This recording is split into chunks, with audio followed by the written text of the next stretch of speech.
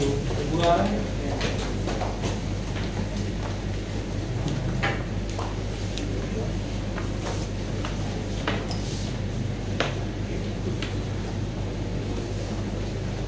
अब देखेंगे हम लोग स्टेबिलिटी और कॉम्प्लेक्स। तो जो भी कोई कॉम्प्लेक्स है, इस कॉम्प्लेक्स का जो स्टेबिलिटी रहेगा, ये स्टेबिलिटी कौन से फैक्टर के ऊपर डिपेंड रहेगा। ठीक है, मतलब आपको क्वेश्चन पूछा जाएगा कि 2 या 4 कॉम्प्लेक्स दिए हैं, इनमें से कौन सा कॉम्प्लेक्स ज्यादा स्टेबल है और कौन सा कॉम्प्लेक्स कम स्टेबल है, तो पता कैसे करेंगे। भले टेक्स्ट बुक में दिया नहीं है, लेकिन इसके ऊपर ये नॉलेज में क्वेश्चन आता है। ठीक है, इसके लिए थोड़ा सा पीछे जाएंगे हम लोग इक्विलिब्रियम में।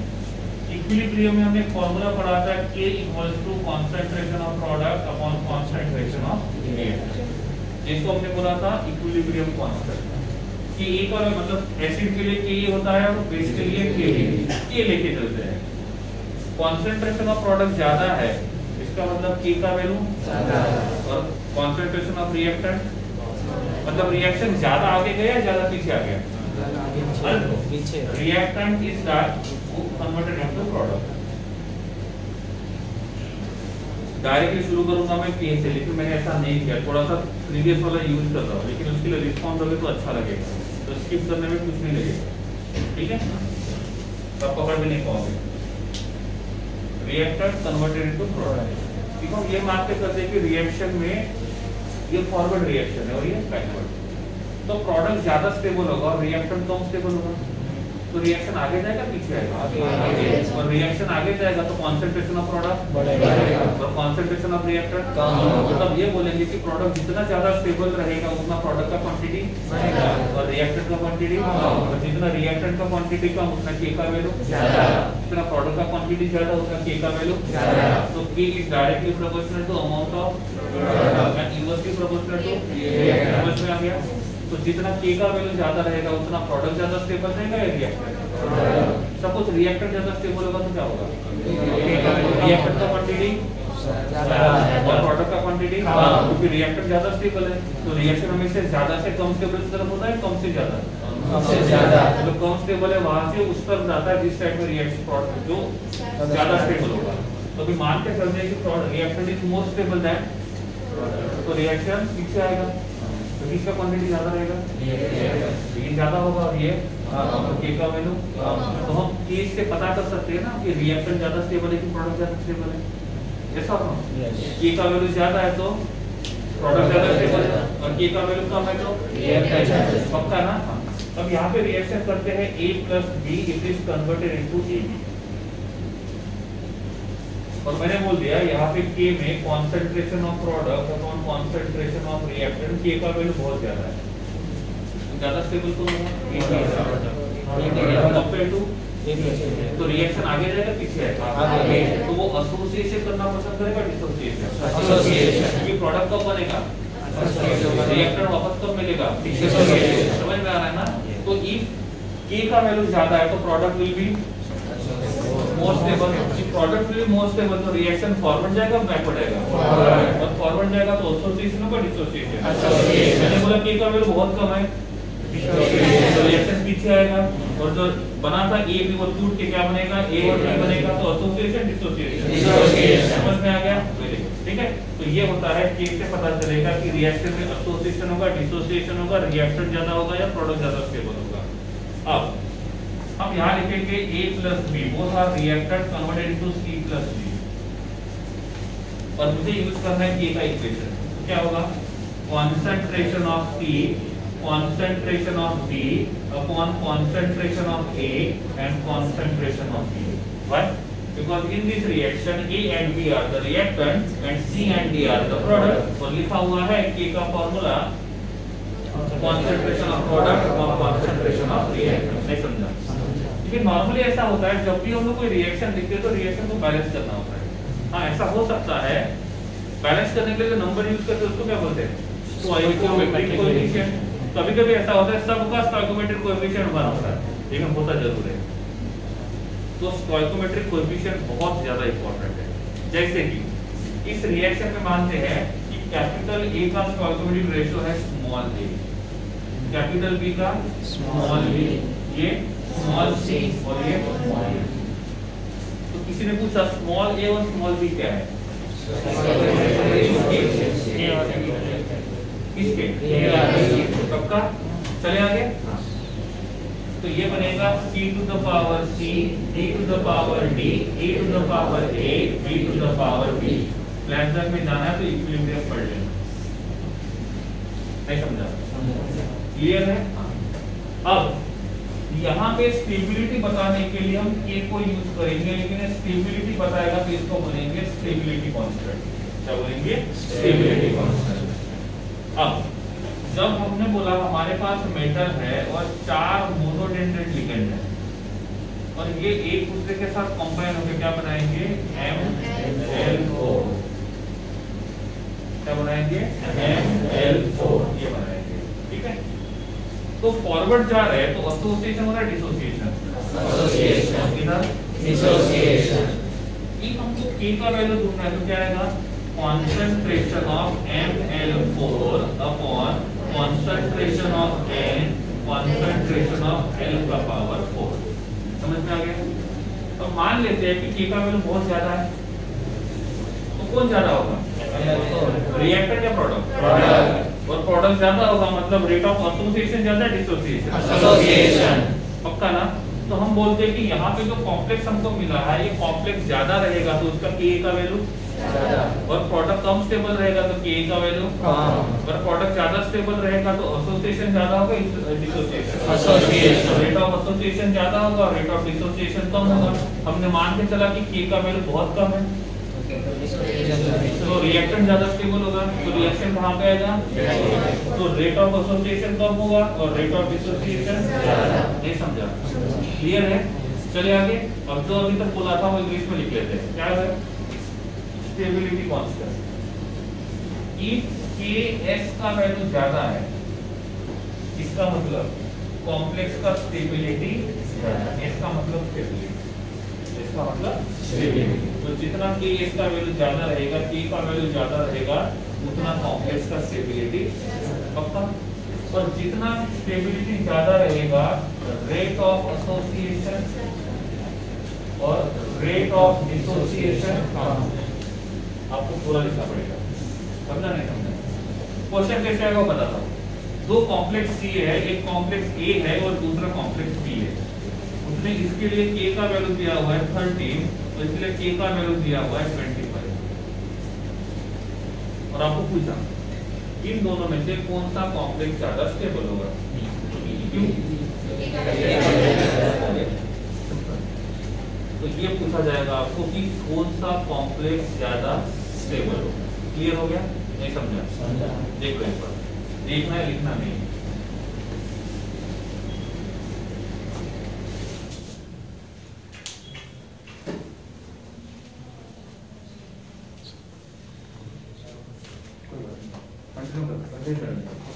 उसका रीसेंटर कर देना।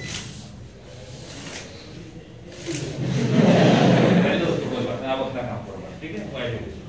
ऑनलाइन देखने वाले देख सकते। क्लियर है? लिखो।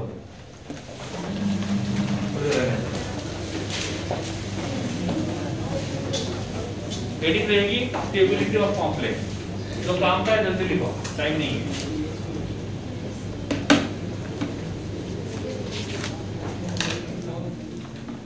जितना जरूरी है उससे ज्यादा बता रहा हूं, कहीं और कुछ करने की जरूरत नहीं है।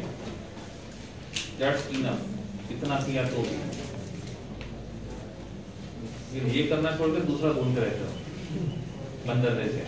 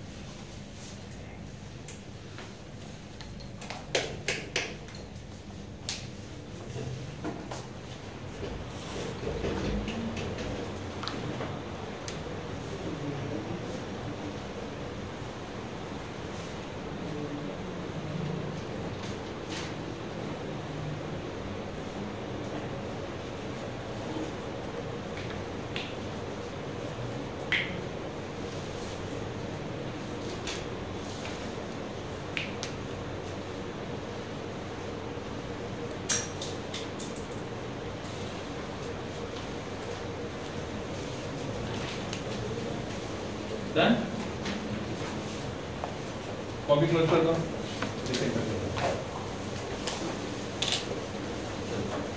ठीक है, तो पहला फैक्टर कौन सा है, के का वैल्यू। वहां से पता कर सकते हैं कौन सा कॉम्प्लेक्स ज्यादा स्टेबल है और कौन सा कॉम्प्लेक्स कम स्टेबल है।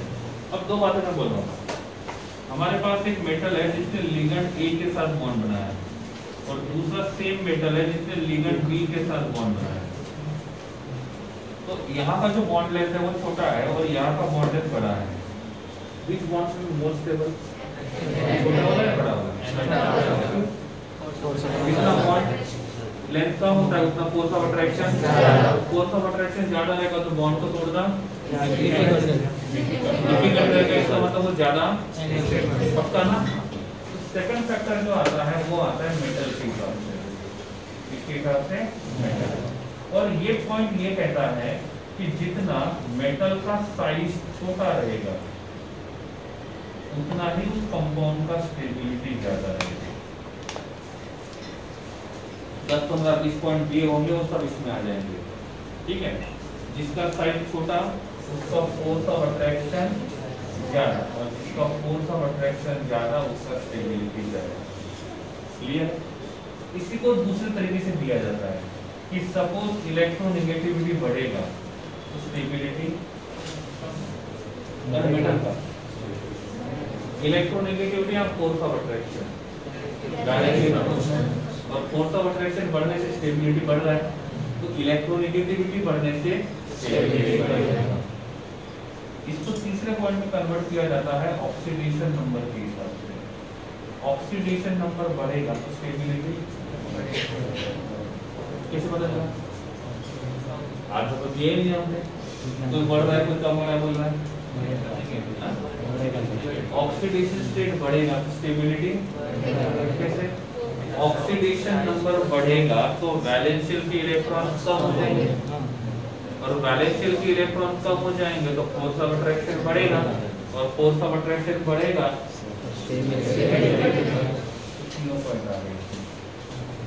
इसके हिसाब से मेटल। तीसरा जो फैक्टर आता है वो आता है लिगेंड। और मेटल को लिया तो ये बोलेगा मुझे क्यों नहीं लिया, मेरा भी इंपॉर्टेंट है। अब हमारे पास दो मेटल है, एक में मैंने बोला ए है, इसके पास पेयर ऑफ इलेक्ट्रॉन है, और दूसरा मेरे पास बी है, इसके पास भी पेयर ऑफ इलेक्ट्रॉन है, और दोनों किसी एक ही मेटल के साथ बॉन्ड बना कॉम्पिटिशन चल रहा है। पहले मैं इसका इलेक्ट्रोनेगेटिविटी है 3.0 और उसका इलेक्ट्रोनेगेटिविटी है 2.5। तो क्या लगता है इस मेटल के साथ कौन इजीली बॉन्ड बनाएगा? डी। सोच लो, टाइम बिल्कुल नहीं है। क्या लगता है?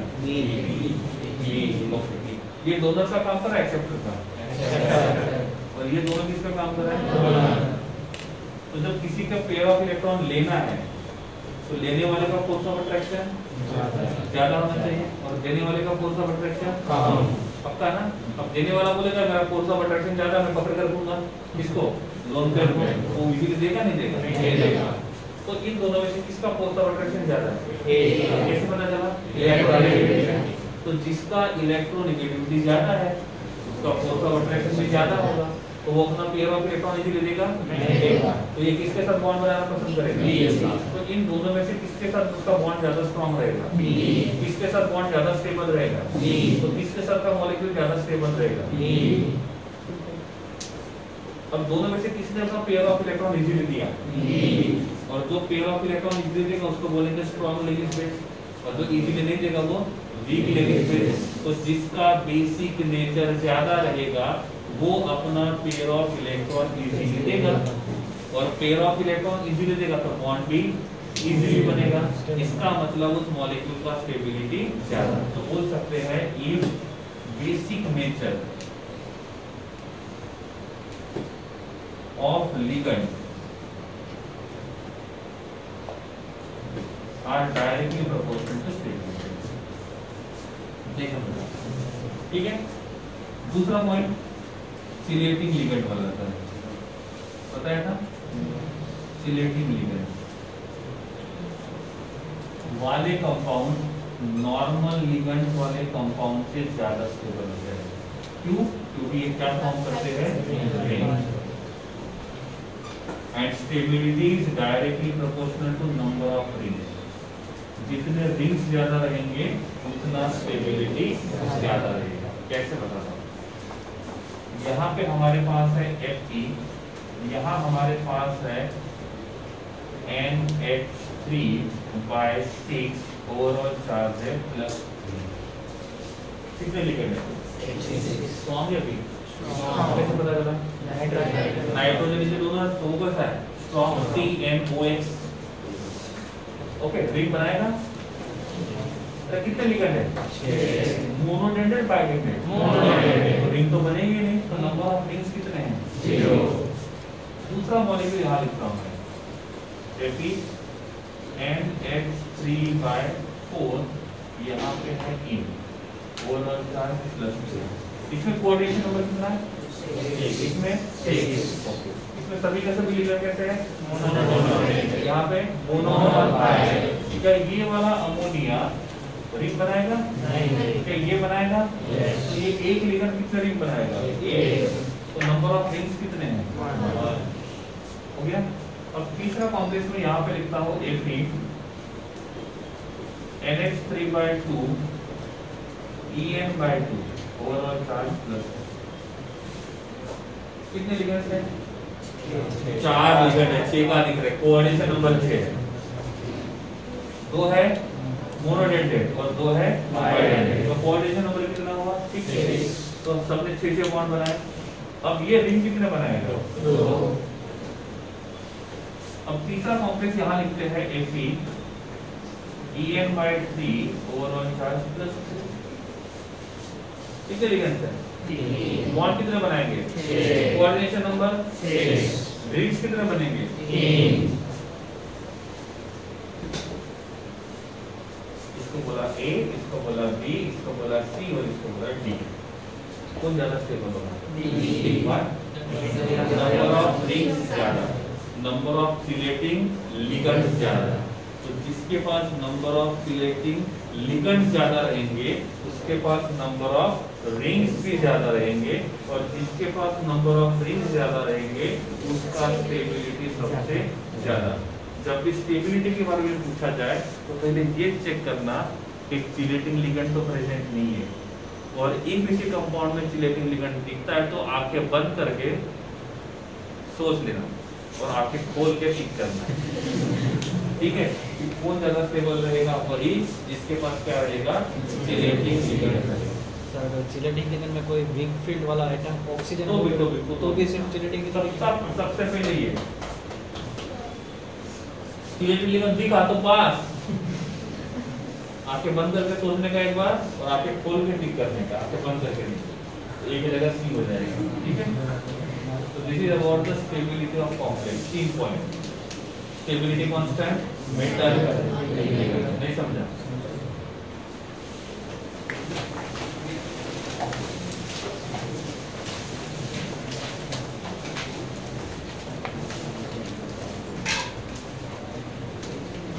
आई थिंक टेक्स्ट बुक में नहीं है।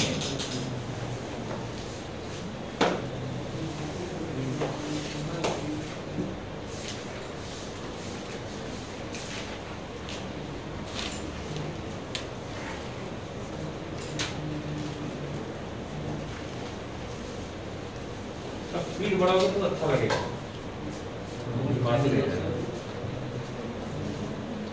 वीडियो में से लेके आओगे तो देखते भी नहीं बोलना, ये वजह रिकॉर्ड करते हो आप।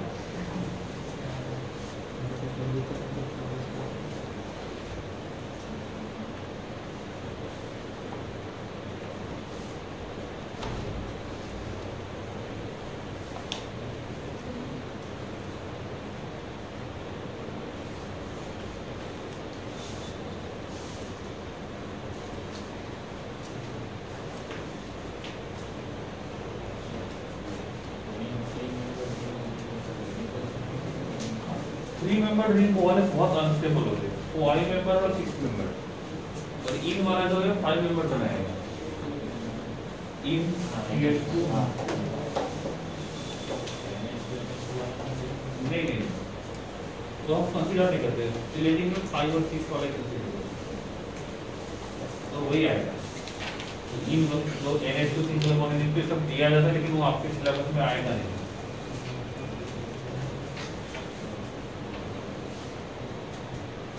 डन।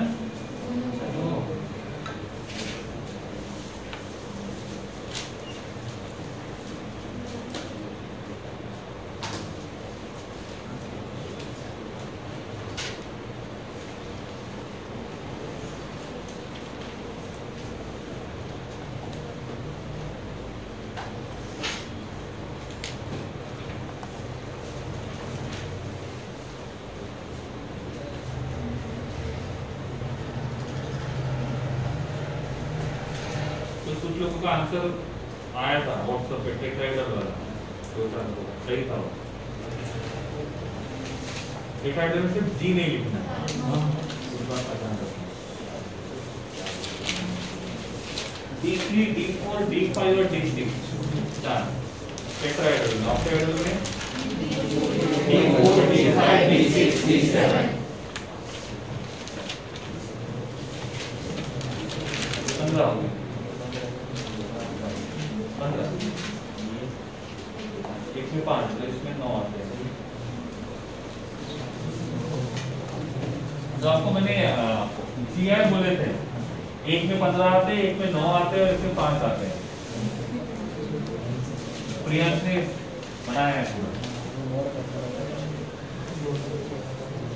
टाइम कंज्यूमिंग है, एक बार याद रहेगा तो बाद में बार-बार करने की जरूरत नहीं है। निकट देख लो, सभी 6 के 6 डिफरेंट है तो 15, बाकी मैं नहीं बताऊंगा। तो यू नो कार्बन मोनोऑक्साइड, क्या आपने मॉलिक्यूलर ऑर्बिटल थ्योरी पढ़ा है? कब? किसने पढ़ाया था? आपने पढ़ा था? नहीं पढ़ा था? कितने लोगों को याद आ रहा है थोड़ा बहुत? सामने बुलाऊंगा ड्रॉ करने के लिए। ठीक है, हमको देखना है कार्बन मोनोऑक्साइड के बारे में। जब भी हम किसी के लिए एमओटी डायग्राम ड्रॉ करते हैं तो उसके लिए नंबर ऑफ इलेक्ट्रॉन्स काउंट करेंगे। तो कार्बन के पास इलेक्ट्रॉन 6 है और ऑक्सीजन के पास 8 है, कुल मिला के 14। तो नंबर ऑफ इलेक्ट्रॉन्स कितने रहेंगे? 4। एमओटी डायग्राम हमने 2 अलग अलग सिस्टम के लिए देखा था। एक में वो सिस्टम जिसमें इलेक्ट्रॉन्स कितने रहेंगे? इक्वल टू 14, और दूसरे में ग्रेटर देन 14। पहला जो सिस्टम था इक्वल टू और लेस देन 14, दूसरा था ग्रेटर देन 14। यहाँ पे इलेक्ट्रॉन्स कितने हैं? 14। इसमें कार्बन के लिए ड्रॉ करेंगे, यहाँ पे ऑक्सीजन। इलेक्ट्रॉनिक कॉन्फ़िगरेशन आता है 1s2 2s2 2p2। ऑक्सीजन में क्या होगा? इसमें 1 और इसमें 3। ऑक्सीजन में 1s2 2s2 2p4 हो गया। ठीक है, 1s के साथ ओवरलैप करेगा, 2s के साथ और 2p के साथ। इसके पास कितने ऑर्बिटल है? और इसके पास कितने हो गए? 2। जितने एटॉमिक ऑर्बिटल उतने ही मॉलिक्यूलर। तो मॉलिक्यूलर कितने रहेंगे? 2 में से एक बॉन्डिंग और दूसरा एंटी बॉन्ड, पूरा भूल गए 15। तो ये रहेगा बॉन्डिंग और ये रहेगा एंटी बॉन्डिंग। इसको ऐसे ज्वाइन किया था। ये था सिग्मा 1s, ये था सिग्मा स्टार 1s। इसके पास कितने इलेक्ट्रॉन हैं? 2। इसके पास कितने हो गए? 4। तो ये रहेगा 1 2 3 4। कितने ऑर्बिटल? ऑर्बिटल कितने हो गए? 2। एक रहेगा बॉन्डिंग, दूसरा रहेगा एंटी बॉन्डिंग। कितने इलेक्ट्रॉन? 2। कितने हो गए? 1 2 इसमें कितने हैं? 3 6। 3 रहेंगे। नॉर्मली ऐसा होता है 1 2 3 ऐसे, बट जब इलेक्ट्रॉन 14 या 14 से कम होते हैं तो इन दोनों के बीच का रिपल्शन बढ़ता है, तो ये ऊपर चले जाता है ऐसे, और ये ऐसे बनेगा। ठीक है, ये वाले कौन से होते हैं? पाई। ये भी रहेंगे पाई, ये रहेगा सिग्मा, ये रहेगा पाई स्टार, ये रहेगा पाई स्टार, ये रहेगा सिग्मा। इलेक्ट्रॉन कितने हैं? कितने कितने हैं? कितने हो गए? 6। पहले कहा जाएगा 5, दूसरा 5, तीसरा, चौथा, पांचवा 6 पर। समझा? HOMO LUMO प्रोनाउंसिएशन मुझे भी आता है, होमो और लूमो। मतलब देखते हैं। हाईएस्ट ऑक्युपाइड मॉलिक्यूलर ऑर्बिटल, क्या बोला? Highest occupied molecular orbital. तो ये जितने भी मॉलिक्यूलर ऑर्बिटल है उसमें से हाईएस्ट एनर्जी का मॉलिक्यूलर ऑर्बिटल जिसके पास इलेक्ट्रॉन है ऑक्युपाइड, तो सबसे ऊपर वाला कौन सा है? सिग्मा। ये है सिग्मा 2p, ये है पाई 2p, ये पाई 2p, ये पाई स्टार 2p। तो होमो कौन रहेगा?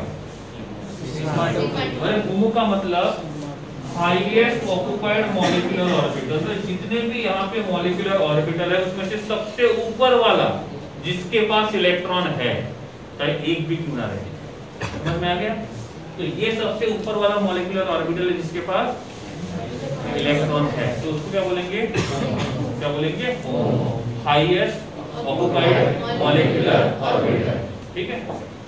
After that LUMO, lowest unoccupied, highest. इसमें टोटल अनऑक्युपाइड कितने हैं?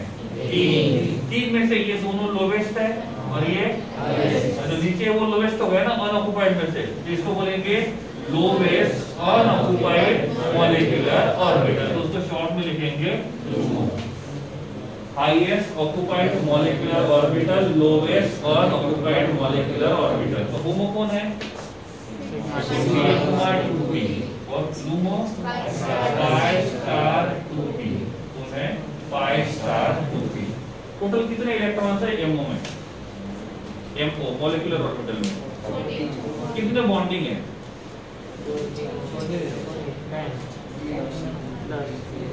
बॉन्डिंग 10, 2, 4 और ये 6, 10 bonding 10। Anti bonding 10 - 6, 10 - 4 divided by 2। तो बॉन्ड ऑर्डर कितना रहेगा? 3। Number of bonding electrons minus number of anti bonding electrons divided by 2। First standard में पढ़ा था। ठीक है। तो कार्बन मोनोऑक्साइड का बॉन्ड ऑर्डर रहेगा 3। कैसे बता दो? कार्बन जो होता है ये होता है 2s2 2p4, sorry 2p2। s के पास एक ऑर्बिटल है और p के पास 3 ऑर्बिटल है। क्लियर? s के पास 2 इलेक्ट्रॉन है और p के पास 2।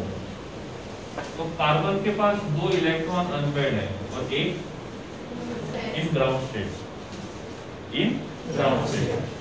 ऑक्सीजन के पास देखेंगे तो 2 अनपेयर्ड है and 2 are lone pair. Done? Now this unpaired with unpaired, unpaired with unpaired. अब इसके पास टोटल कितने इलेक्ट्रॉन्स होंगे? 6। और इसके पास इलेक्ट्रॉन डेफिशिएंट इलेक्ट्रॉन रिच। इसके पास पेयर ऑफ इलेक्ट्रॉन है और इसके पास क्या है? क्या करेगा? बैक बॉन्डिंग बनाएगा और इधर बॉन्ड बनाएगा। ऑक्सीजन के ऊपर चार्ज पॉजिटिव और कार्बन के ऊपर नेगेटिव, तो बन गया carbon triple bond oxygen. Carbon triple bond oxygen. पहला बॉन्ड हमेशा सिग्मा, दूसरा और तीसरा बॉन्ड हमेशा पाई। तो यहाँ पे जो कोऑर्डिनेट बॉन्ड है वो कौन सा है? पाई। कौन सा है? पाई। क्लियर है? तो ये बन गया कार्बन मोनोऑक्साइड, जिसको यहाँ पे बोलते हैं कार्बोनिल। क्या बोलेंगे? कार्बोनिल। कार्बोनिल में से कौन कौन डोनर एटम बन सकता है? लेकिन एट ए टाइम, मतलब इसको क्या बोलेंगे? एंटीडेंटेड। क्या बोलेंगे? एंटीडेंटेड। ठीक है, पक्का क्लियर है यहाँ तक? अब जो मेटल होता है उसके पास d ऑर्बिटल होते हैं कितने? 5। 1 2 3 4 5 ऐसे ड्रॉ किया मैंने। फिर वीडियो में 5 है, ये ड्रॉ करेंगे। ठीक है। यहाँ पे है कार्बन ट्रिपल बॉन्ड ऑक्सीजन और कार्बन के पास क्या है? Negative charge. तो कौन बॉन्ड बनाएगा? किसके साथ? सिग्मा। कौन सा बॉन्ड बनेगा? सिग्मा। तो किसने पेयर ऑफ इलेक्ट्रॉन दिए? किसको दिए? किसका इलेक्ट्रॉन डेंसिटी कम होगा? किसका बढ़ जाएगा? अब इस मेटल के पास यहाँ पे पेयर ऑफ इलेक्ट्रॉन पहले से है, हो सकता है ना डी में इलेक्ट्रॉन हो पहले से, तो मेटल के डी के पास पहले से इलेक्ट्रॉन्स है। जैसे ये इसको पेयर ऑफ इलेक्ट्रॉन देगा, तो पहले कौन इलेक्ट्रॉन डेफिशिएंट था? तो कौन इलेक्ट्रॉन रिच था? तो किसने हेल्प किया? किसको इलेक्ट्रॉन दिए? मतलब इलेक्ट्रॉन देगा तो इसका इलेक्ट्रॉन डेंसिटी और इसका कम होगा। ये देख के इसको अच्छा नहीं लग रहा है, तो बोला मुझे तुमने इलेक्ट्रॉन दिया, तुम्हारा इलेक्ट्रॉन डेंसिटी कम हो गया, अब मेरे पास तो पेयर ऑफ इलेक्ट्रॉन है, मेरे पास तो पेयर ऑफ इलेक्ट्रॉन है। और ये बोल रहा है कि एक बात और अच्छी है, ये जो पहला बॉन्ड बनेगा वो कौन सा रहेगा? और दूसरा बनेगा वो तो पाई बॉन्ड बनता है पाई ऑर्बिटल को यूज करके, और सिग्मा बॉन्ड बनता है सिग्मा को यूज करके। तो यहाँ पे जो सिग्मा बॉन्ड बना है पहला, इसको यूज करके सिग्मा ऑर्बिटल को, दोनों ऑर्बिटल साथ में बढ़ रहे हैं दोनों। अब इसके ये बोल रहा है कि मेरा इलेक्ट्रॉन डेंसिटी कम हो गया, तो ये बोल रहा है कि मेरे पास पेयर ऑफ इलेक्ट्रॉन है, तो मैं तुम्हारे साथ कोऑर्डिनेट बॉन्ड बनाऊंगा। दूसरा पहला बॉन्ड सिग्मा, दूसरा पाई, हमेशा पहला सिग्मा दूसरा पाई रहेगा, चाहे कोई भी क्यों ना हो। जब ये इसके साथ बॉन्ड बनाएगा तो इसके पास तो एम्प्टी ऑर्बिटल होनी चाहिए ना, और वो इसके पास कौन सी है? पाई स्टार है, वो भी कौन सी?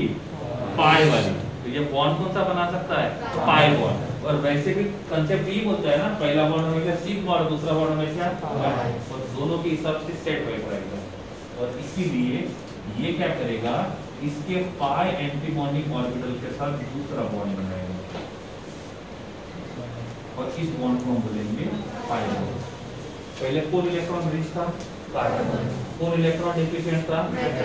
फिर क्या हुआ, कार्बन ने इसके साथ कोऑर्डिनेट बॉन्ड बनाया, तो इसका इलेक्ट्रॉन रिचनेस हल्का था और इसका कम हो गया। ये देख के इसको अच्छा नहीं लगा, तो इसने क्या किया, अपने पेयर ऑफ इलेक्ट्रॉन को यूज करके इसके साथ बॉन्ड बनाया। अब बोलोगे सर ये बॉन्डिंग इसी के साथ या बाकी सबके साथ? ये इसी के साथ होगी। क्यों? क्योंकि बैक बॉन्डिंग बनाने के लिए पाई ऑर्बिटल होनी चाहिए, और इसके पास रूल के हिसाब से पाई ऑर्बिटल खाली है, और इसलिए एक कंडीशन के हिसाब से एकदम अच्छा एग्जांपल है बैक बॉन्डिंग का। तो पहले बॉन्ड किसने बनाया? कार्बन ने। फिर किसने बनाया? मेटल ने। तो बॉन्ड के बदले बॉन्ड, उसको बोलते हैं बैक बॉन्डिंग। क्या बोलेंगे? Back bonding. और ये मेटल और कार्बोनिल के बीच में होता है। इसके बीच में? मेटल और कार्बोनिल के बीच में होता है। किसी ने पूछा बॉन्ड किसके साथ बनाया, इसके साथ या इसके साथ? दोनों आइडेंटिकल है, तो दोनों का एनर्जी कैसा है? सेम। इसको बोलेंगे तो दोनों में से किसी एक के साथ बना सकता है। मैक्सिमम क्वेश्चन यहाँ तक खींचा जा सकता है कि पहला सिग्मा बॉन्ड बनाने के लिए कौन सी ऑर्बिटल को यूज किया, और दूसरा बैक बॉन्ड बनाने के लिए कौन सी ऑर्बिटल को यूज किया। समझ में आ रहा है? सिग्मा और पाई। ये रहेगा मेटल कार्बोनिल के बीच का बॉन्डिंग, और इस बॉन्डिंग को बोलते हैं बैक बॉन्डिंग। क्या बोलेंगे? Back bonding. एक बात और, इस इफेक्ट को बोलते हैं सेनर्जिक इफेक्ट।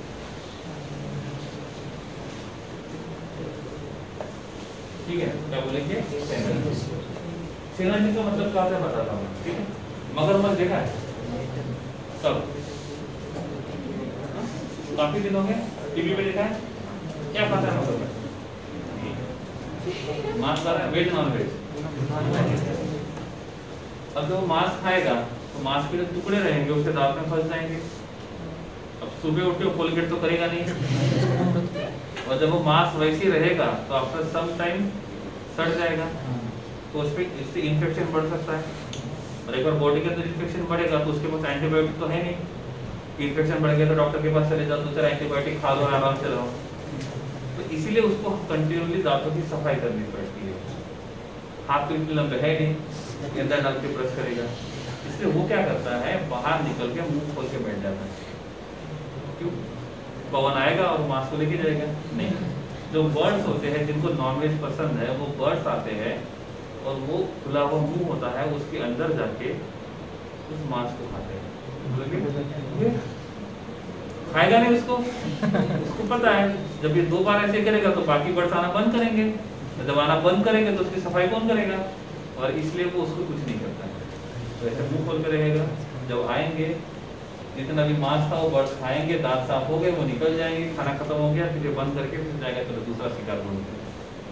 फायदा दोनों का है, इसके दांत साफ हो गए और उनका पेट भर गया।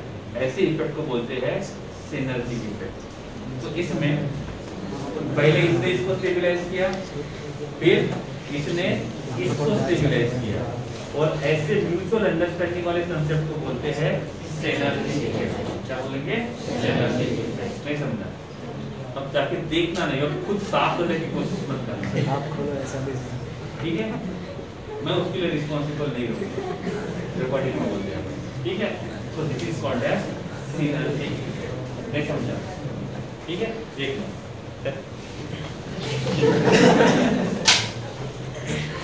मगरमच्छ, ठीक है? लिखो डायग्राम, अभी ड्रॉ नहीं करनी है, वो आप घर में ड्रॉ कर लेंगे। क्वांटिटी लिखो, metal carbon.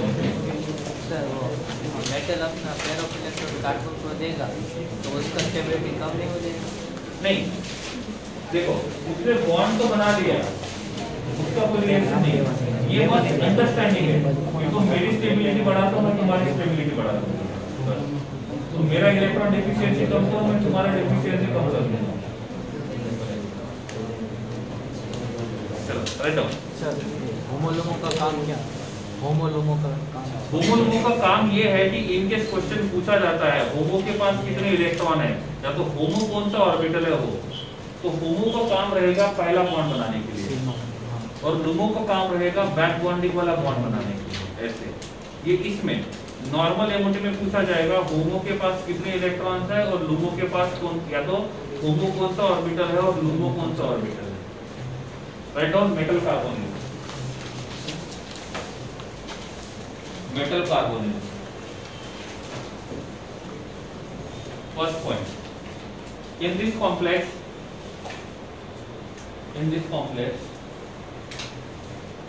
carbon monoxide in bracket carbonyl is act as ligand, act as ligand। Second point, यहाँ पे हम लोग मेटल कार्बोनिल की बात कर रहे हैं। These are homoleptic compound, these are homoleptic compound, मतलब सभी के सभी लिगेंड आइडेंटिकल रहेंगे। Next point, they show dual nature, dual SIM जैसे, they show dual nature,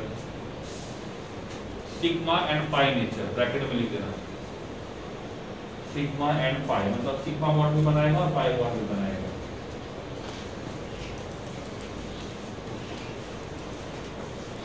These complex classified into two parts,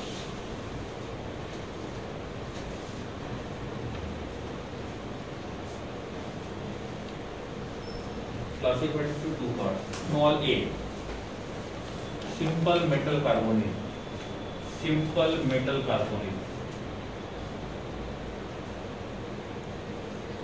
simple metal carbonyl dash, only one metal will be there, only one metal,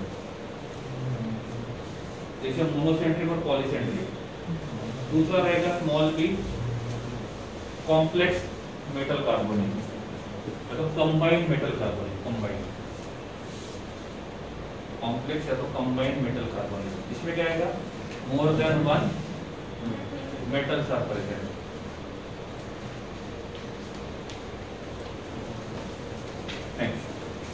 Most of the metal carbonyls are present in solid state. Most of the metal carbonyls are present in solid state at normal condition.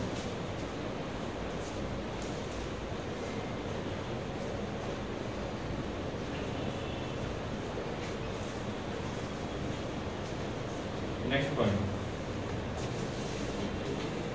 Nickel and iron carbonyls are present in liquid state.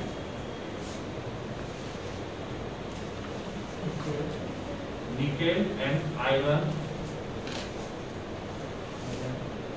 carbonyls are present in liquid state.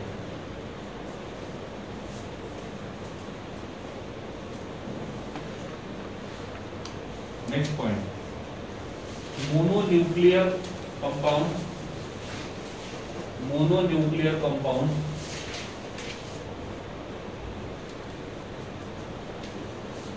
are volatile.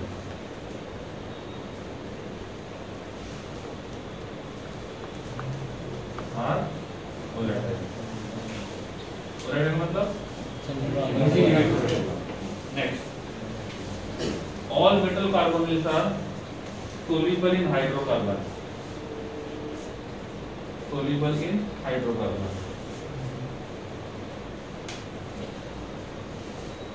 Except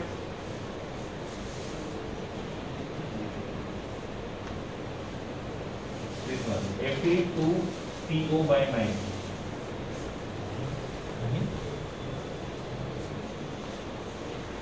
Fe2CO/9 इसको छोड़ के बाकी सभी soluble रहेंगे hydrocarbon.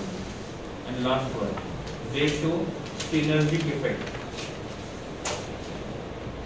They show synergic effect.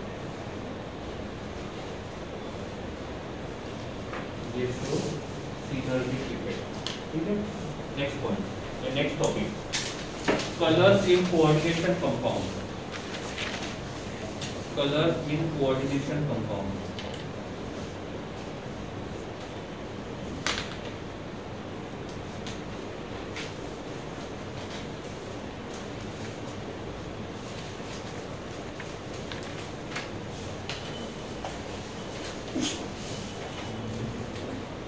किसने बताया था colour के बारे में? विच theory? CFT. This nature is explained by which one? CFT.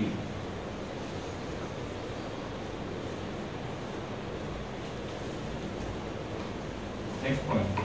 Complex show color due to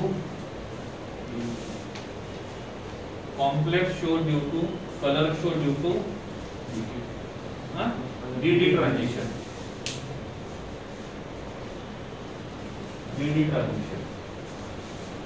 And last point, they show complementary color. Spelling लिखा हुआ है बोर्ड पे. They show complementary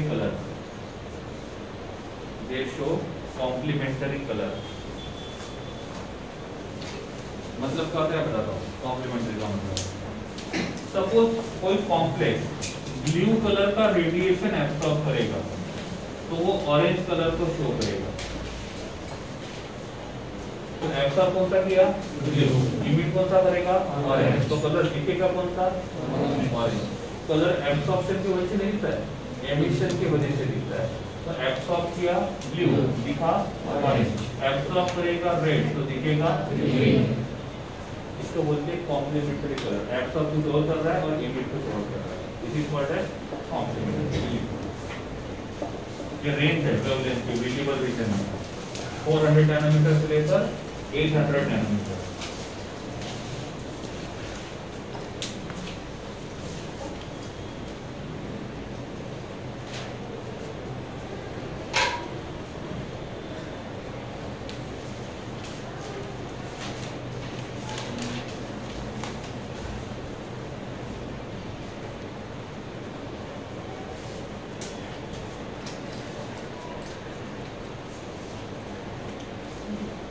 बंद हो गया.